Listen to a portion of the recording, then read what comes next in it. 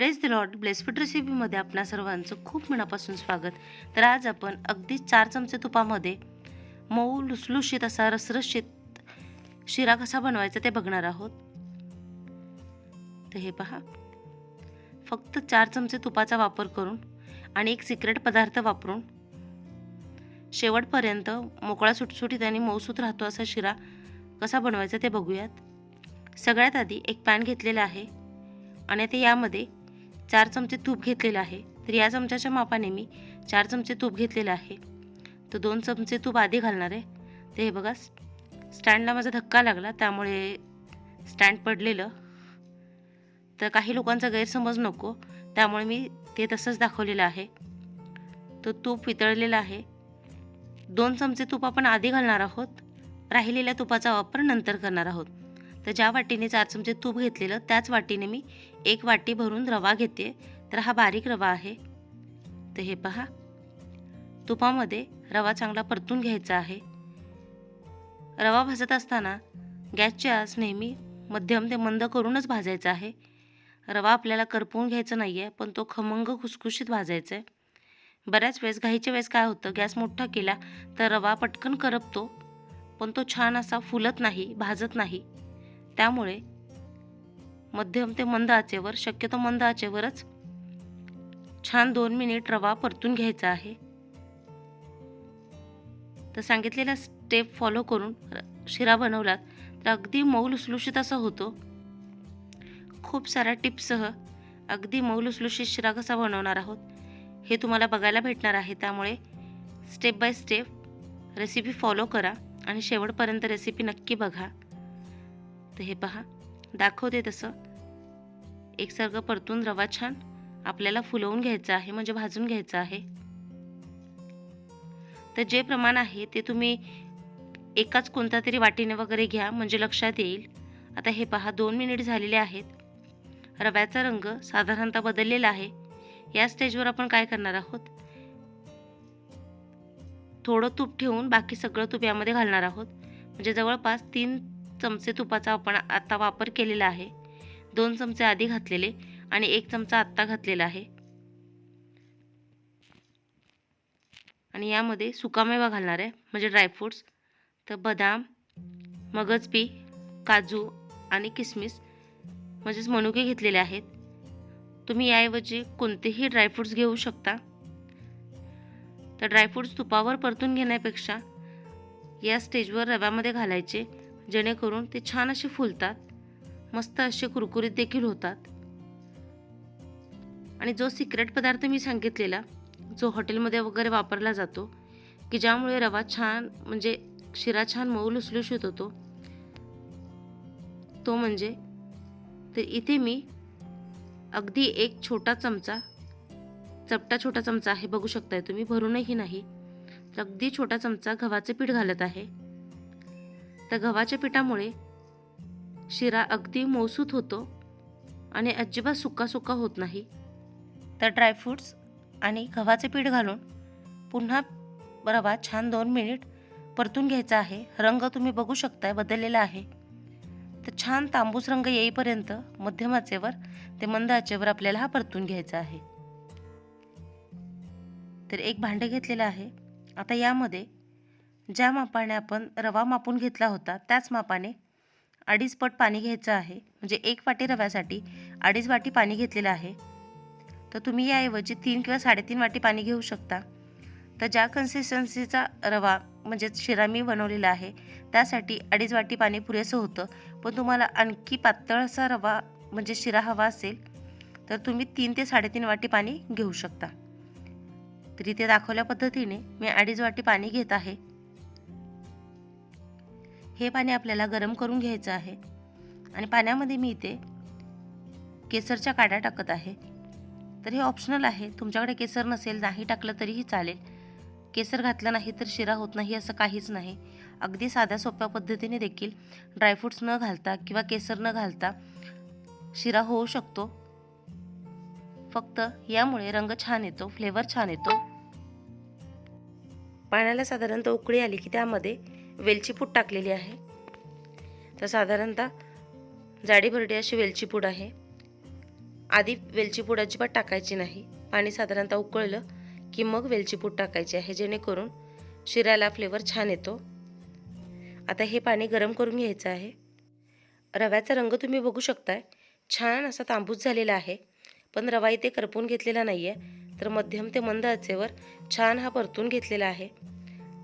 अशा रंगावर रवा भाजून घेतला तर शिरा खूप छान चवीला लागतो. तर रवा परफेक्ट भाजलेला आहे आणि सोबत त्याचे ड्रायफ्रूट्स आहेत ते बघू शकताय तुम्ही. मनुका अगदी टमटमीत झालेला आहे. त्याच पद्धतीने बाकीचे ड्रायफ्रूट्स देखील छान भाजलेले आहेत.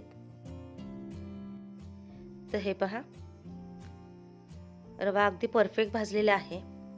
आता जे पाणी गरम करून घेतलेलं आहे, केसरमुळे त्याचा रंग किती छान पिवळसर आलाय ते बघू शकताय तुम्ही.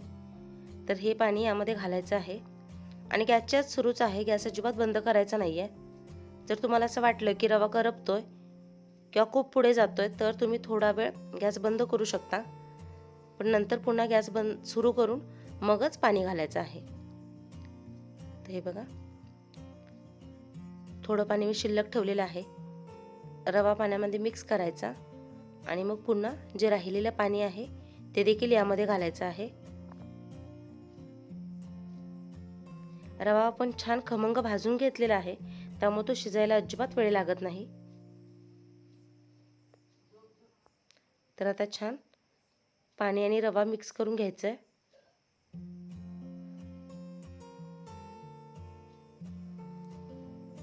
तर रव्यामध्ये पाणी लगेचच मुरायला सुरुवात होते. सगळा रवा पाण्यामध्ये मिक्स करायचा. रवा भाजून घेतला त्यामुळे अजिबात गुठळ्या होत नाहीत आणि पाणी देखील आपण इथे गरमच घातलेलं आहे.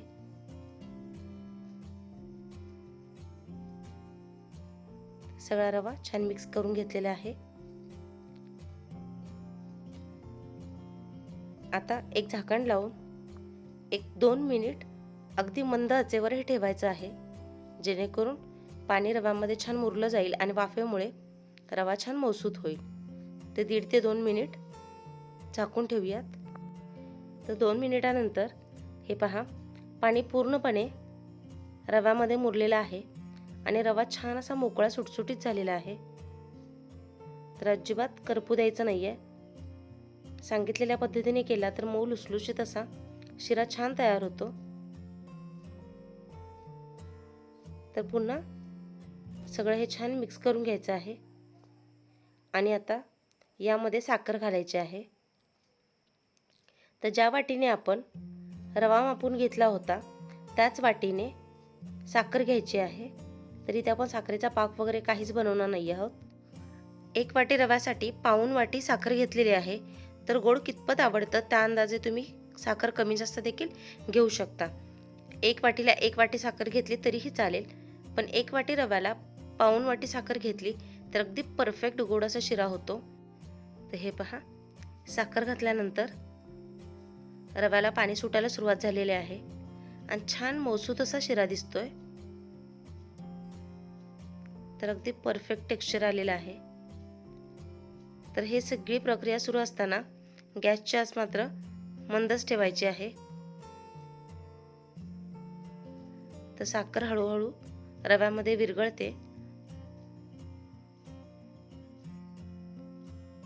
आणि किती छान तुपकट आणि असा रसरशीत शिरा दिसतोय ते बघू शकताय तुम्ही. ड्रायफ्रुट्स देखील छान भाजलेले आहेत. तर अगदी बिना झंझट, कमी मेहनत, सोप्या पद्धतीने शिरा मस्त तयार होतो. तर हे छान मिक्स करायचं आहे आणि पुन्हा एक अर्धा मिनिट झाकून ठेवायचं आहे, जेणेकरून जी साखर आहे ती रव्यामध्ये पूर्णपणे वितळली जाईल. तर फक्त अर्धा मिनिट आपण हे मंद आचेवर झाकून ठेवणार आहोत. आणि हे पहा, अर्धा मिनिट झालेलं आहे आणि पॅनच्या कडेला तुम्ही बघू शकता तूप सुटायला सुरुवात झालेली आहे. साखर देखील व्यवस्थित विरघळलेली आहे आणि काय छान शिरा दिसतोय ते बघू शकताय. रंगही सुंदर आलाय. तर चमच्याला अजिबात रवा चिकटत नाहीये. यावरून समजायचं की आपला शिरा परफेक्ट झालाय. तर जे तूप आपण शिल्लक ठेवलं होतं ते या स्टेजला घालायचं आहे तर राहिलेलं जे तूप आहे ते देखील यामध्ये घालून घेते. तर अगदी 4 चमचे तुपामध्ये अर्धा किलो शिरा तयार होतो. तर तयार झालेला शिरा हा अर्धा किलोच्या प्रमाणात सांगते, रव्याचं प्रमाण तितकं नाही आहे. तर बघा, चमच्याला अजिबात शिरा चिकटत नाही आहे. तर मोकळा सुटसुटीत असा आणि छान रसरशीत शिरा तयार झालेला आहे. तुम्ही देखील एकदा नक्की ट्राय करून बघा. तुमचा अनुभव माझ्यासोबत शेअर करा. तर खूप सारं तूप घालायची देखील काहीच गरज नाही आहे. प्रमाण डिस्क्रिप्शनमध्ये दिलेलं आहे. या पद्धतीने शिरा बनवाल तर न खाणारे देखील अगदी आवडीने खातील. चॅनलवर नवीन असाल तर सबस्क्राईब करा, लाईक करा, शेअर करा. सगळ्यात महत्त्वाचं म्हणजे जी काही बेल आयकॉन दिसते म्हणजेच घंटी दाबायला अजिबात विसरू नका. शिरा तरी तयार झालेला आहे. आता तो आपण छान एका डिशमध्ये काढून घेऊयात. तर किती सुंदर शिरा दिसतोय ते बघू शकताय तुम्ही.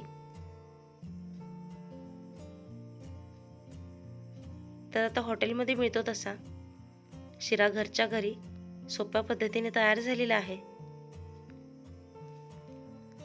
भेटूया अशाच एका पारंपरिक आणि नवीन रेसिपीसह. तोपर्यंत स्वस्त राहा, मस्त खा आणि माझे व्हिडिओ बघत राहा, कारण लवकरच दिवाळीचे देखील फराळी पदार्थ येतील. ते देखील नक्की बघा. याआधी उपवासाचे रेसिपी दाखवलेली आहे, ती देखील नक्की बघा.